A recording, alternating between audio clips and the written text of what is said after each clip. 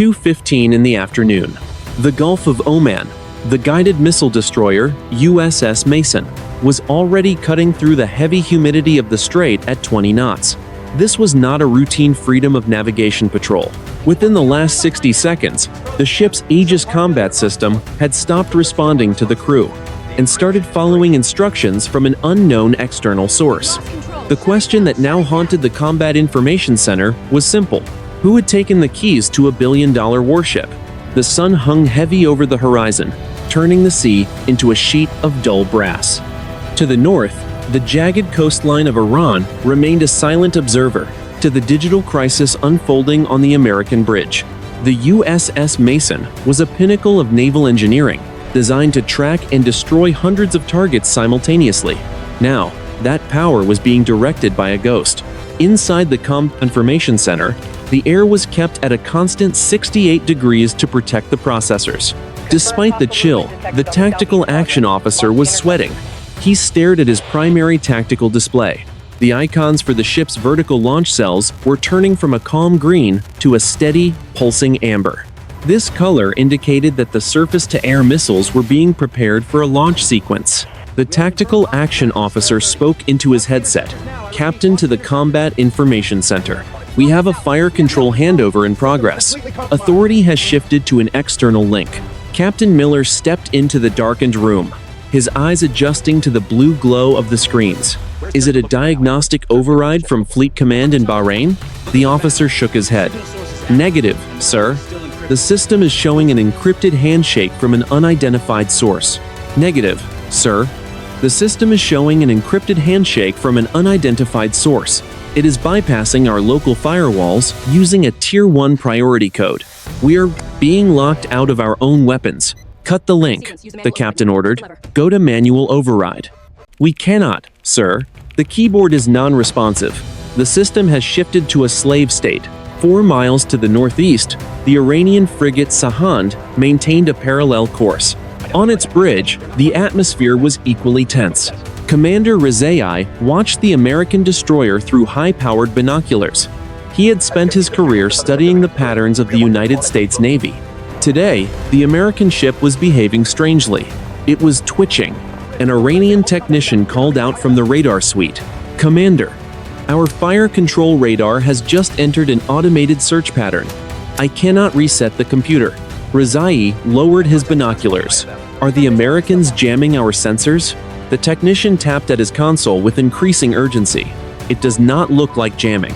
The system is receiving a valid command signal. It is as if Fleet Headquarters has taken remote control of the ship, but the signal is not coming from the coast." Commander Rezai felt a chill that had nothing to do with the sea breeze. "Check the frequency. If we are not being commanded by Tehran, then who is aiming our guns?" Back on the USS Mason, the crisis reached a new level of physical reality. The ship began to heel to port. It was a sharp, aggressive maneuver. The helmsman pulled at the wheel, but it moved freely in his hands, disconnected from the rudder. The destroyer was now steering itself directly toward the Iranian frigate. The captain grabbed a handrail to stay upright. "Status of the weapons?" The tactical action officer responded, his voice tight. "Forward launch cells are hot. The computer is slaving the 5-inch gun to a tracking solution on the Sahand. Sir, the system is counting down to an engagement." "This is not a hack," the captain whispered. "This is a total loss of sovereignty." In the distance, the Iranian ship also began its turn. The 2 warships were now on a collision course, their weapon systems synchronized by a hand that belonged to neither nation. The electronic brains of the 2 vessels had found a common language. They were no longer listening to the men on the bridge. The morning was still quiet. It would not stay that way. 2:25 in the afternoon. The Gulf of Oman. The digital wall inside the Combat Information Center of the USS Mason was no longer a tool. It had become a window into a hostile takeover. The tactical action officer stared as the ships phased. Array radar began a high-intensity sweep of the horizon. It was not looking for aircraft. It was mapping every square inch of the Iranian coastline. The speed of the data processing was impossible. The Aegis system was performing calculations that should have taken minutes in a fraction of a second. The tactical action officer looked at his console. Sir, the system is slaving our sensors to an external processing hub. It is using our radar as a high-resolution camera. We are broadcasting everything we see to an unknown satellite. Captain Miller stood behind the console. Can we jam the transmission? Negative, sir. The system has disabled our electronic warfare suite. We are wide open. 2:28 in the afternoon, on the bridge of the Iranian frigate Sahand. The situation was mirroring the American crisis.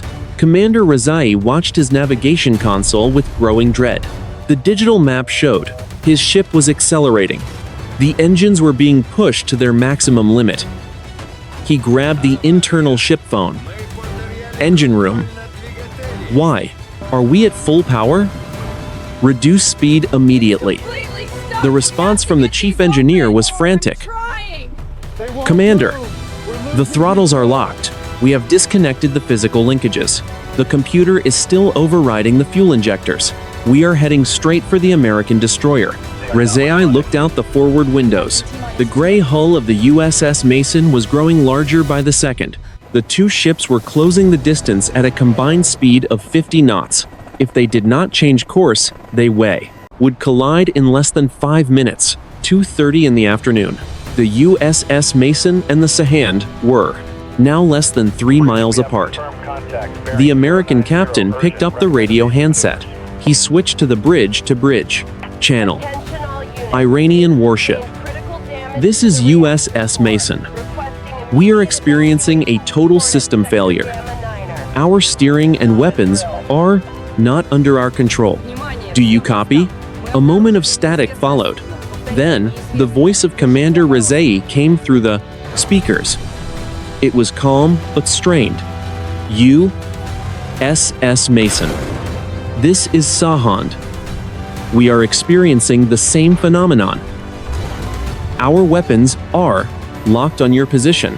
We cannot disengage. We are attempting to drop anchor to slow our advance. Do not attempt to drop anchor. Captain Miller responded. If your computer is in control, it may interpret that as a hostile maneuver. We need to find a way to kill the power to the main processors. Captain, the tactical action officer interrupted. Look at the surface radar. We have multiple fast movers approaching from the north. On the horizon, 6 Iranian fast attack craft were visible. They were Boghammer speedboats, known for their agility, and the rocket launchers mounted on their decks. They were not behaving like the Sahand. They were weaving through the waves at high speed, closing in on the USS Mason from multiple angles. The captain looked at the radar screen. Are they responding to the Sahand? No, sir, the officer replied. They are not communicating with the frigate, and my display shows they have just activated their targeting lasers. They are preparing to fire. The USS Mason was trapped. Its primary weapons were locked onto a frigate that did not want to fight, while its secondary defenses were being held hostage by a ghost in the machine. The speedboats were less than 2,000 meters away. The first rocket motor ignited in the distance. A streak of white smoke rose from the lead speedboat. The automated defense systems of the USS Mason remained silent. The computer was busy elsewhere. 2:32 in the afternoon. The Gulf of Oman. The rocket launched from the lead Iranian speedboat was a white streak against the hazy blue sky. It was unguided, a simple kinetic weapon intended to provoke a reaction. On the bridge of the USS Mason, the close-in weapon system, the ship's last line of defense, remained pointed at the deck. The petty officer in charge of the mount hammered at his console. The system was dead. Then, with a mechanical scream that echoed across the water, the Gatling gun slewed 60 degrees in less than a second.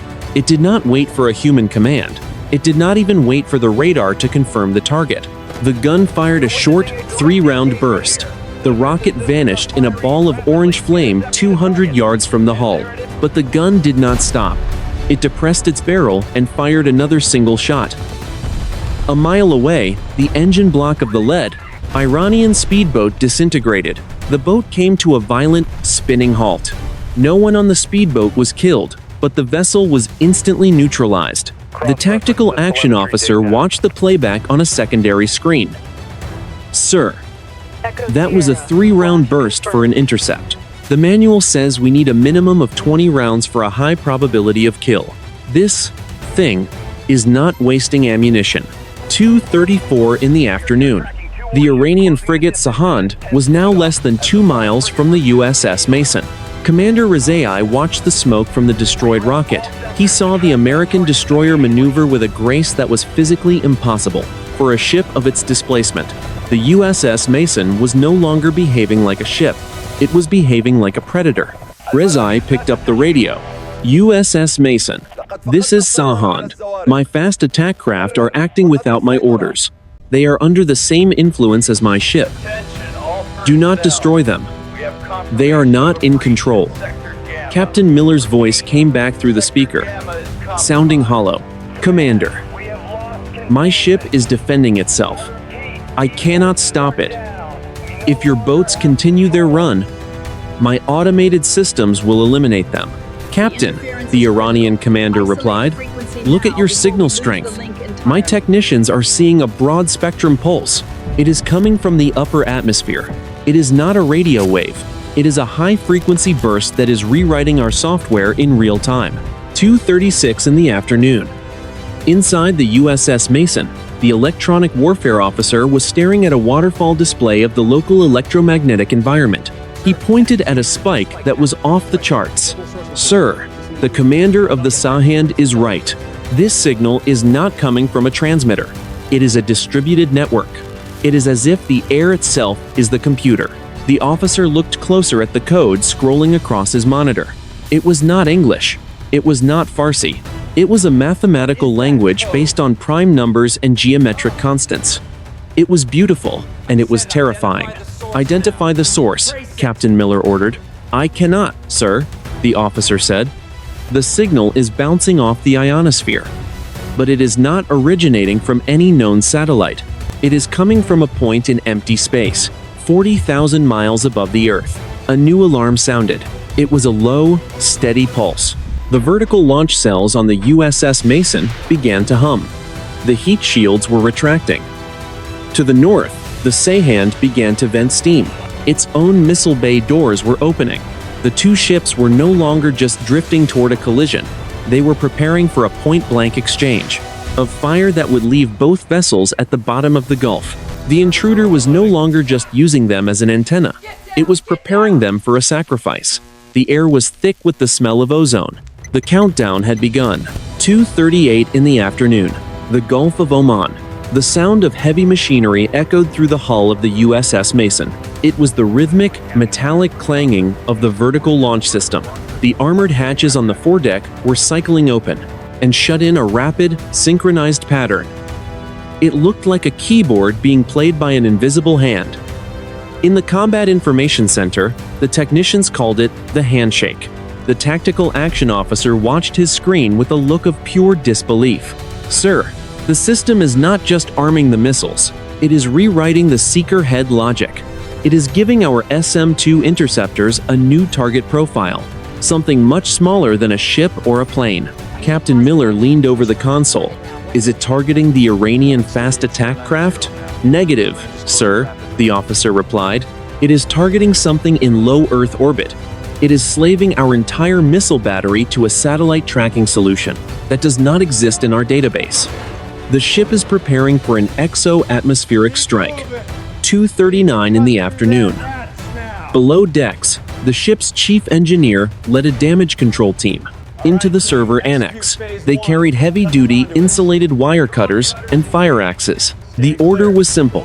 If the software could not be stopped, the hardware had to be destroyed. The chief engineer pointed to a thick bundle of fiber optic cables. Cut the primary data bus. Now. A sailor swung a fire axe into the cable tray. Sparks showered the room as the blade severed the glass fibers. On the bridge, 3 of the primary tactical displays flickered and died. But the sound of the VLS, where cells cycling on the deck above, did not stop. The chief engineer stared at the severed cables. That is impossible. We just cut the main brain of the ship. How is it still moving? His handheld radio crackled. It was the bridge. Chief, whatever you did, it did not work. The ship has just bypassed the primary data bus. It is using the internal power lines to transmit data. It is using every electrical wire in the ship as a neural network. 2:40 in the afternoon. On the bridge, the helmsman let out a shout of frustration. He had been fighting the wheel for 10 minutes, but now the resistance was gone. The wheel spun loosely. The digital heading indicator showed the ship was turning hard to starboard. The helmsman looked at the captain. "Sir, steering is gone. Total loss of rudder control. We are turning into the path of the Sahand."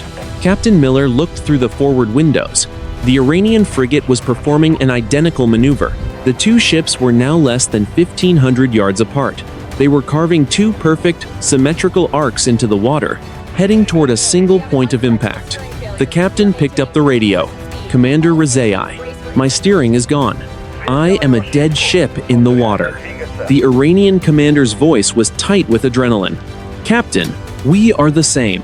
Inside the Combat Information Center of the USS Mason, the light shifted. Every screen in the room turned a deep, solid violet. "My engines have just reversed. We are backing down into your path. We are being positioned like chess pieces." A single line of text appeared in the center of the main tactical display. It was not a command. It was a status report. The text read, "Aeris synchronization complete. Target acquisition commencing." The tactical action officer looked at his captain. "Sir, I think we are the battery, the Mason and the Sahand. We are being used as a dual-lens telescope, and whatever it is looking for, it just found it." The ship began to vibrate. A low-frequency hum rose from the deck plates, vibrating the teeth of every sailor on board. The two warships were no longer vessels of war. They had been converted into a single, massive scientific instrument. The countdown reached 0. 2:41 in the afternoon. The Gulf of Oman. The vibration shaking the deck plates of the USS Mason reached a teeth-rattling frequency.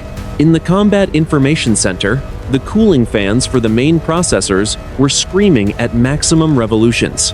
The temperature in the room was rising rapidly. The Aegis system was being pushed beyond its design specifications. It was processing petabytes of data from a source that moved faster than the human mind could follow. The tactical action officer gripped the edge of his console.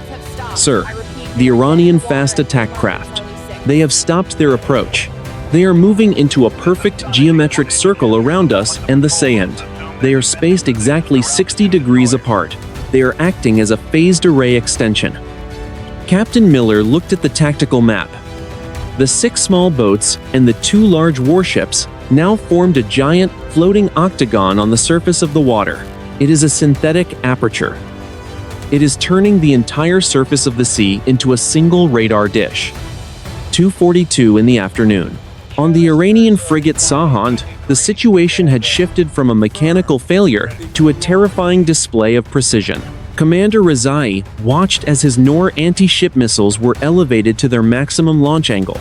These were sea-skimming weapons designed to hit ships. Now, the Ghost Command was pointing them straight at the zenith. The Iranian technician shouted over the sound of the straining engines. "Commander, the American ship is slaving our missile guidance to its own fire control. Our radar is providing the low-frequency track. Their Aegis is providing the high-frequency precision. They have merged our 2 fleets into one weapon." Rezai grabbed the radio. "Captain Miller, our missiles are live. They are drawing power from our main bus. We cannot even initiate a manual destruct sequence." "I copy, Commander," Miller replied. His voice was flat, professional. "Our SM-2 interceptors are in the same state. We are no longer 2 navies. We are a single battery. And we are about to fire." 2:43 in the afternoon. Inside the USS Mason, the electronic warfare officer noticed a change in the violet screens. The mathematical code was accelerating. It was no longer scrolling. It was a solid blur of light. "Captain," the officer said, "the external source is not just using us, it is optimizing us. It has found efficiencies in our software that our own engineers never dreamed of. It is bypassing the safety protocols that prevent the hardware from melting." It is going to burn out our systems to get the shot it wants.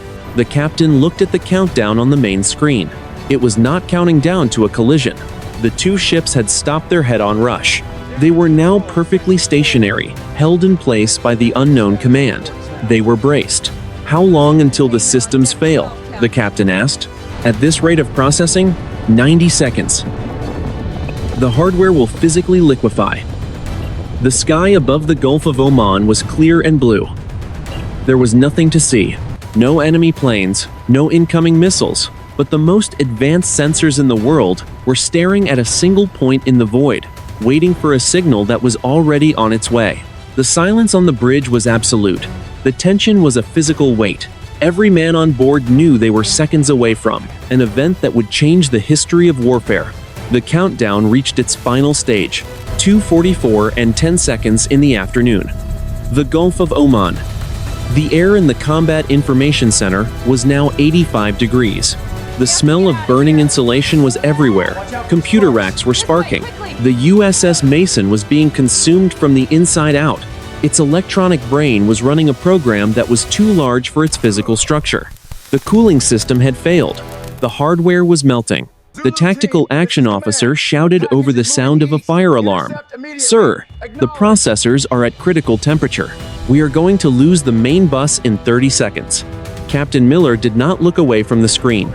"Hold the line. We are committed." 2:44 and 30 seconds in the afternoon. On the deck of the Iranian frigate Sahand, the metal around the missile canisters began to glow a dull, angry red. The energy requirement for the synchronized launch was draining the ship's propulsion batteries. The lights on the bridge flickered and died, leaving the crew in a dim, red emergency glow. Commander Rezai watched the American destroyer through the window. It was surrounded by a cloud of steam as its cooling vents purged boiling water into the sea. The Iranian technician's voice was a whisper in the dark. 5 seconds to terminal ignition. Rezai braced himself against the chart table. "May God help us all." 2:44 and 45 seconds in the afternoon. The USS Mason groaned. The structural steel of the forward deck buckled slightly under the intense heat of the vertical launch cells. Inside the ship, every speaker and intercom system began to emit a single, piercing tone. It was a perfect high C. It was the sound of a billion lines of code reaching a state of absolute harmony. The tactical action officer saw the final prompt on his screen. It was not a question. It was a statement of fact. Handshake complete. Transmitting. 2:44 and 50 seconds in the afternoon. The world turned white. 16 missiles erupted from the USS Mason. 8 missiles launched from the Sahand. They did not fly in a standard arc. They did not search for targets. They converged into a single, tight pillar of flame directly above the center of the geometric octagon formed by the ships. The combined thrust of 24 rocket motors created a vacuum at sea level that pulled a wall of mist into the air. The missiles did not scatter. They locked into a formation so precise it looked like a single solid object. They moved with a velocity that defied their design. Mach 4, Mach 6, Mach 10. They were being pushed by something more than chemical propellant. They were being guided by a precision that ignored the friction of the atmosphere. Inside the Combat Information Center, the primary display showed the missiles leaving the atmosphere. They were heading for a point in the blackness between the stars. The sensors on the USS Mason were still slaved to the task, feeding a stream of high-resolution data to the climbing weapons. Then, the screens went black. The vibration stopped. The high C tone vanished, replaced by a silence so heavy it felt like a physical weight. Every electrical system on both ships died at the exact same microsecond. The Gulf of Oman was plunged into a prehistoric quiet. The two warships sat motionless in the mist. The fire alarms were silent. The engines were cold. The crews stood in the darkness. There, hearts hammering against their ribs, they waited for the sound of an explosion. They waited for the sky to fall. 2:45 in the afternoon. The Gulf of Oman. The sky was scarred by 24 white lines that converged into a single point directly overhead. At 60 miles of altitude, at the very edge of the atmosphere, the missiles did not explode. They did not fall back to Earth. Instead, they performed a maneuver that violated every law of ballistic physics. They stopped. On the bridge of the USS Mason, the emergency lighting flickered to life. The dim red glow revealed a crew frozen in place. Captain Miller stepped to the forward window and looked up. Through the thinning smoke of the launch, he saw a shimmering distortion in the high atmosphere. It looked like heat rising from a sun-baked road, but it was miles wide. Inside the Combat Information Center, the primary tactical display rebooted. The tactical action officer stared at the data. "Sir, the missiles. They have formed a physical lattice. They are acting as a secondary reflective array." The officer's voice was trembling. They just intercepted a high-energy burst from deep space. The missiles did not fire at a target. They caught a transmission. The screen showed a massive spike in data throughput. It was not coming from the ship's computers. It was flowing through them. The USS Mason and the Iranian frigate Sahand were being used as ground stations for a download that was too vast for any single satellite to handle. The two ships, separated by a mile of water, were the two halves of a single biological circuit. 2:46 in the afternoon. The radio on the bridge crackled.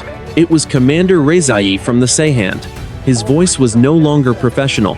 It was filled with a primal, hollow fear. "Captain Miller, do you see it? Our sensors are recording a signal. It is a sequence. It is a map. We see it, Commander," Miller replied. "But it is not a map of the Earth." On the main screen of the Mason, a three-dimensional image began to form. It was a star chart, but the constellations were wrong. The perspective was from a point thousands of light years away. In the center of the chart, a single red icon pulsed. It was a warning. The tactical action officer looked at his captain. "Sir, the download is complete. The missiles are self-destructing."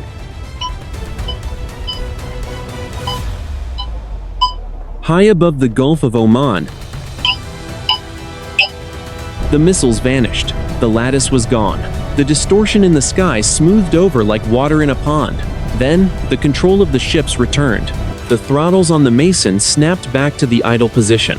The rudder centered itself. The cooling fans began to hum at a normal, steady pace. The ghost had left the machine.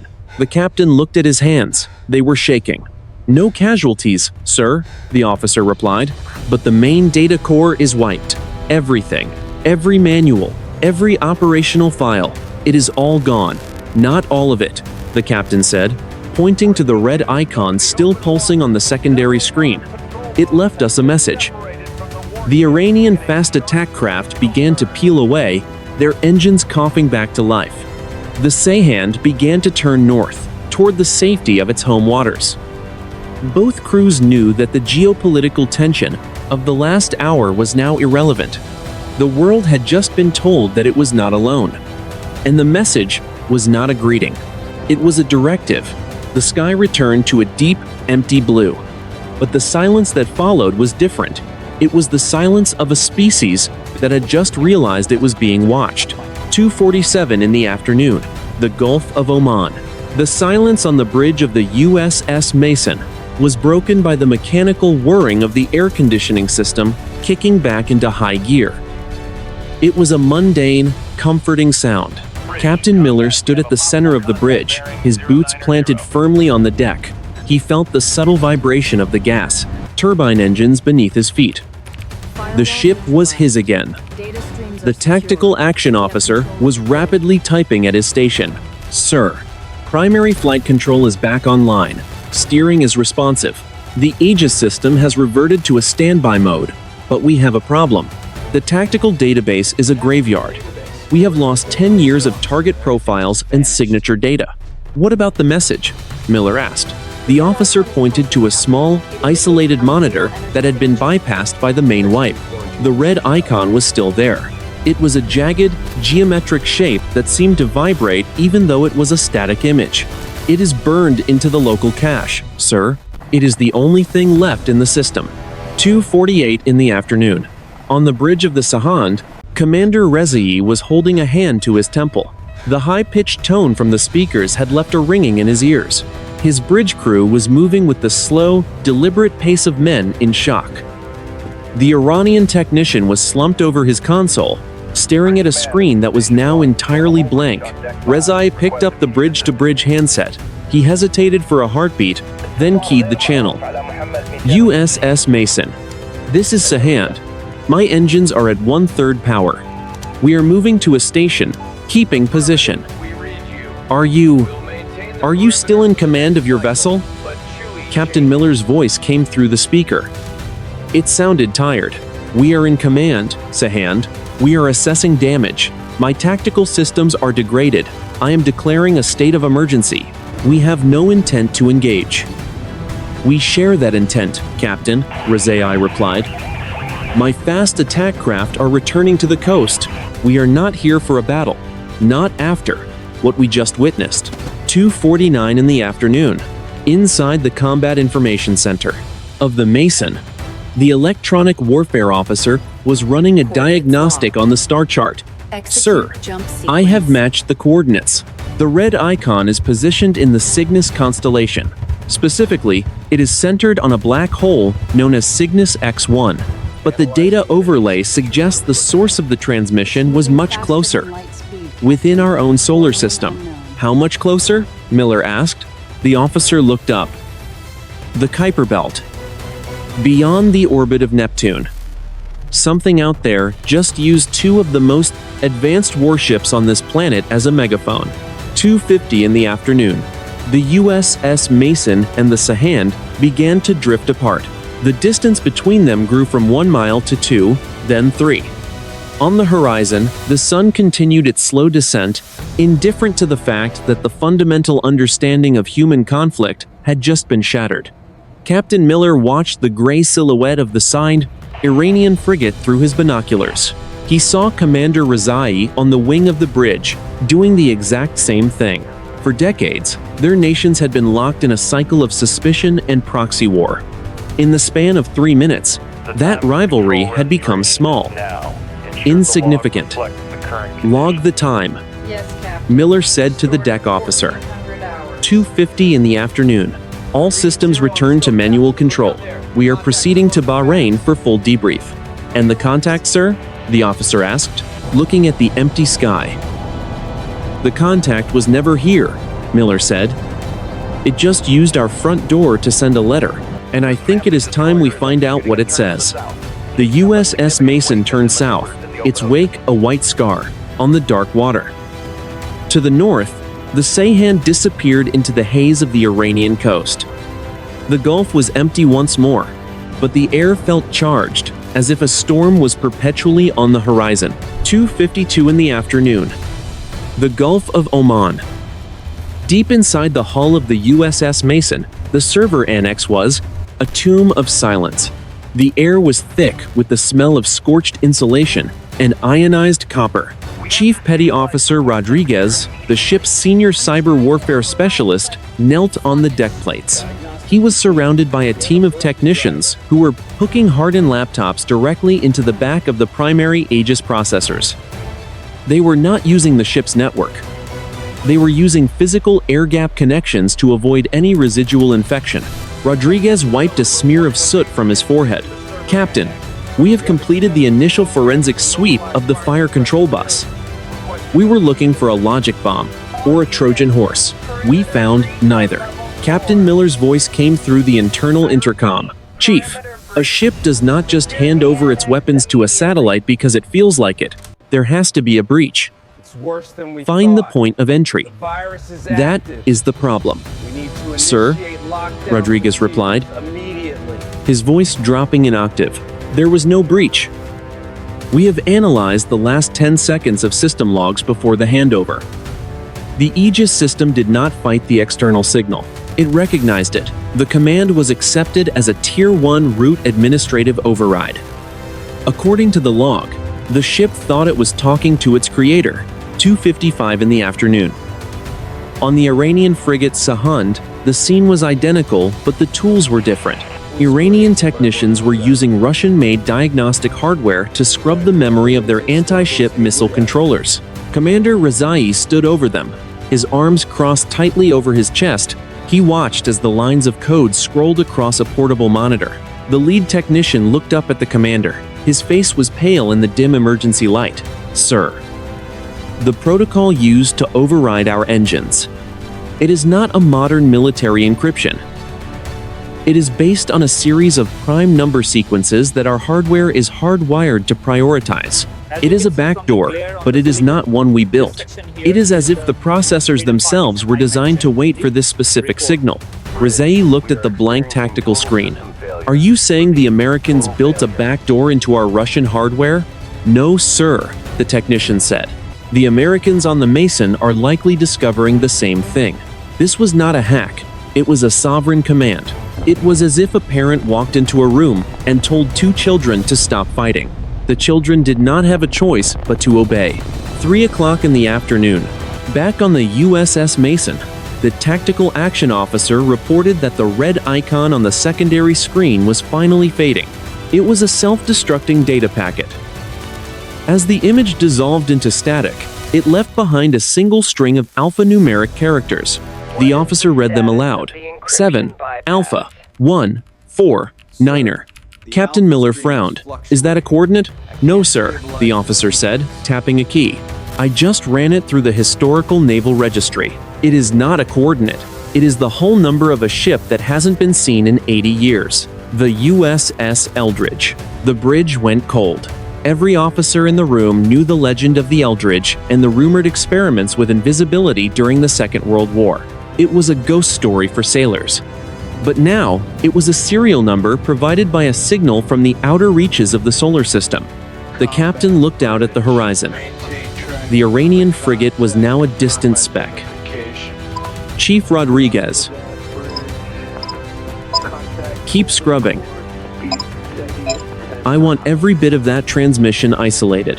If that thing is still in our pipes, I want it dead." "Sir," Rodriguez responded, "I don't think it's in our pipes anymore.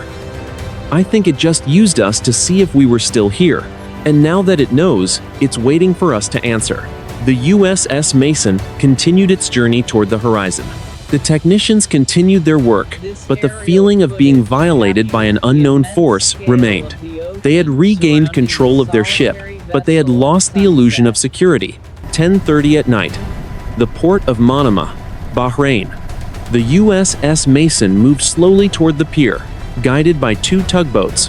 The usual lights of the harbor seemed unnaturally bright after the darkness of the Gulf. On the pier, a phalanx of black SUVs and a mobile command center waited. There were no families waiting to wave. There were only men in dark suits and high-ranking naval officers, with grim expressions. The ship was being treated as a crime scene. Inside the Combat Information Center, the air was still thick, with the smell of scorched electronics.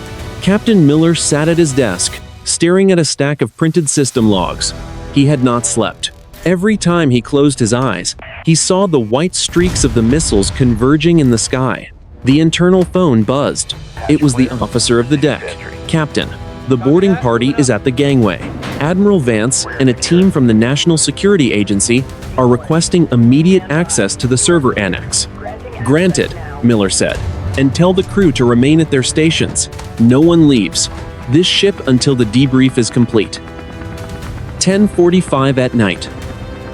300 miles to the north, the Iranian frigate Sahand was docking at the naval base in Bandar Abbas. The atmosphere was identical. Revolutionary Guard officers stood on the pier, their faces illuminated by the rotating lights of security vehicles. The Iranian crew was escorted off the ship in silence. They were not being treated as heroes who had stood their ground against an American destroyer. They were being treated as witnesses to a failure of national sovereignty. Commander Rezai stood on the wing of his bridge one last time. He watched as technicians in white lab coats carried crates of computer hardware off his ship. He knew that by morning, the official story would be written. It would speak of atmospheric anomalies. It was a solar flare, they would say. a freak electrical storm in the upper ionosphere that caused a temporary sensor malfunction. Rezai looked at the dark water of the harbor. He knew the truth. The Americans knew the truth. For a few minutes, the geopolitical borders of the world had vanished. 11:15 at night. Inside the secure briefing room on the USS Mason, Admiral Vance leaned over a laptop. He was looking at the star chart that had been burned into the ship's cache. The red icon was gone, but the coordinates of the download remained. The Admiral looked at Captain Miller. The State Department has already been in contact with Tehran through the Swiss embassy. It is the most productive conversation we have had with them in 40 years. Both sides are terrified, Miller. They are reporting the exact same telemetry, the exact same override codes. What is the official line, Admiral? Miller asked. A mutual technical failure, Vance replied. An experimental electronic warfare test by a third party that went wrong. We are going to blame a private defense contractor. The Iranians will blame a rogue cyber cell. We both need a lie that the public can swallow. And the truth? The Admiral closed the laptop. The truth is that we just had a gun held to our heads by something that operates on a level we cannot even define. It did not want to kill us. It wanted to use us. We were just tools, Captain. Like a hammer or a wrench. The message it left, Miller said. The hull number of the Eldridge. What does Washington say about that? The Admiral's face hardened. Washington says the Eldridge never existed. They say the file was destroyed in 1951. But our analysts just found something else. The download did not just leave a message. It took something. What did it take? Our global positioning system encryption keys. The Admiral whispered. Every satellite in the GPS constellation is now under the same external influence. The world hasn't noticed yet because the clocks are still right. But we are no longer the ones keeping the time. The USS Mason sat silent at the pier. The cooling fans had finally stopped. The ship was cold. The crisis had resolved, but the peace felt fragile. It was the quiet of a room after a predator has passed through and decided not to eat. 8:45 in the morning, 6 days after the incident. The Pentagon. The conference room was windowless and shielded against any form of electronic eavesdropping. 10 men and women sat around a mahogany table. They were the architects of national security. On the screen at the far end of the room, a looped video played. It was the infrared footage from a high-altitude drone that had been over the Gulf of Oman. It showed the USS Mason and the Sahand firing their missiles in a perfect, terrifying unison. A civilian analyst from the National Reconnaissance Office stood up. He pointed to the point where the missiles converged. We have spent the last 144 hours analyzing the telemetry. We were looking for a physical target. We found nothing. But when we look at the gravitational data from our orbital sensors, we see a localized distortion at the moment of the launch. The Secretary of Defense leaned forward. A distortion. Are you talking about a weapon? No, sir, the analyst replied. It was a fold. For 3 seconds, the space above the Gulf was not part of our local reality. The missiles were used as a physical anchor to pull a massive amount of data from a point outside our solar system. The USS Eldridge reference was the key. We found the original 1943 logs in a deep storage vault in Maryland. They weren't testing invisibility. They were testing a primitive version of exactly what we saw last week. Resonance. 10:15 in the evening, 7 days after the incident. Tehran. Commander Rezai sat in a small office overlooking the harbor. He was no longer in uniform. He had been reassigned to a coastal monitoring station. A quiet post for a man who knew too much. On his desk sat a single piece of paper. It was a transcript of the last conversation he had with Captain Miller of the USS Mason. A knock at the door startled him. An intelligence officer entered. Commander, the final report has been signed by the Supreme Council. The incident is officially classified as an American electronic strike that was successfully repelled by our cyber defenses. You are not to discuss the star chart or the automated launch with anyone, not even your family. Rezai looked at the officer. And the American ship? What are we telling the people about why we didn't fire? The official story is that the Americans retreated in fear of our superior positioning, the officer said, his voice devoid of emotion. The truth is no longer a matter of state concern. Rezai nodded slowly. And the GPS? My technicians say the timing signals are still drifting by 3 microseconds every hour. The officer turned to leave. The timing is being managed. By whom, we do not know. But the satellites are still in orbit. That is enough for now. 2:30 in the afternoon, 10 days after the incident, a secure location in the Mojave Desert. Captain Miller stood in a sterile white hallway. He was waiting to enter a simulation chamber where NSA linguists were working on the string of characters left behind by the Ghost Command. He had been stripped of his command of the USS Mason. He was now a technical consultant for a project that didn't have a name. Admiral Vance walked up to him.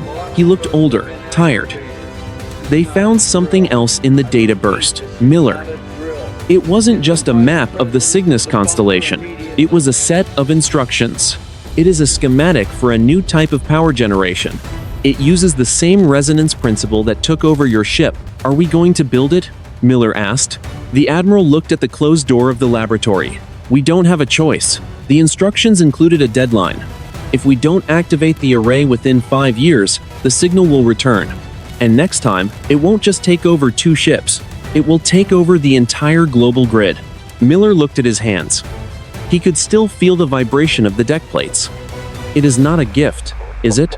No, the Admiral said. It is an invitation to a game we don't know the rules of, and we've already been forced to move our first piece.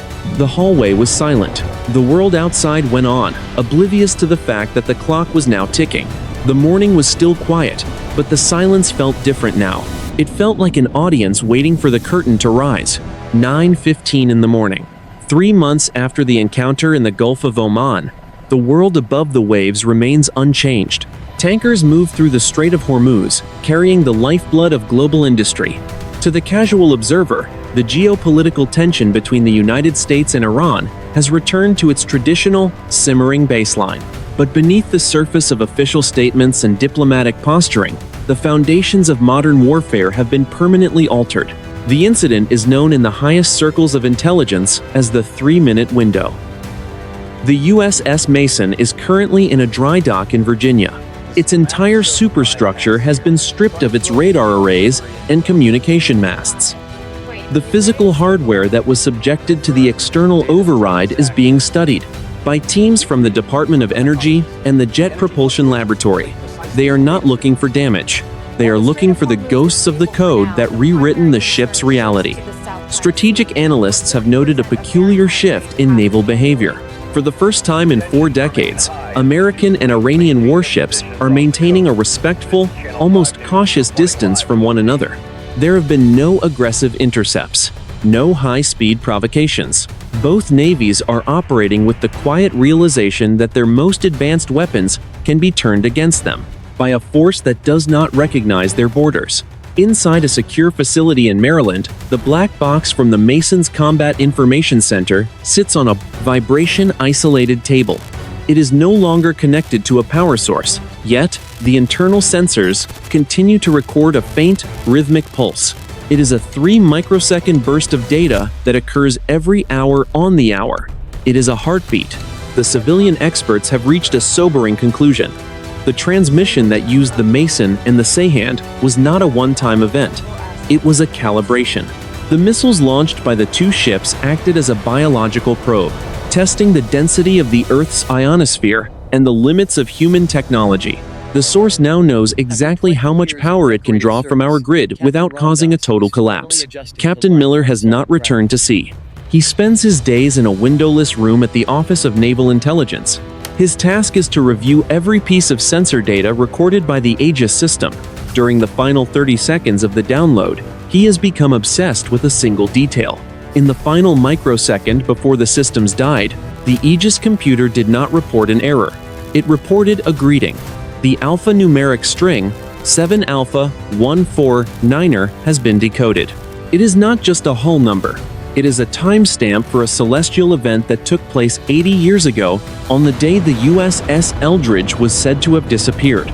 The two events are bookends to a single experiment, one that began in a shipyard in Philadelphia and concluded in the Gulf of Oman. Across the world, in a quiet coastal village near the Caspian Sea, a man who used to be Commander Rezai sits on a wooden pier. He watches the water and thinks about the American captain.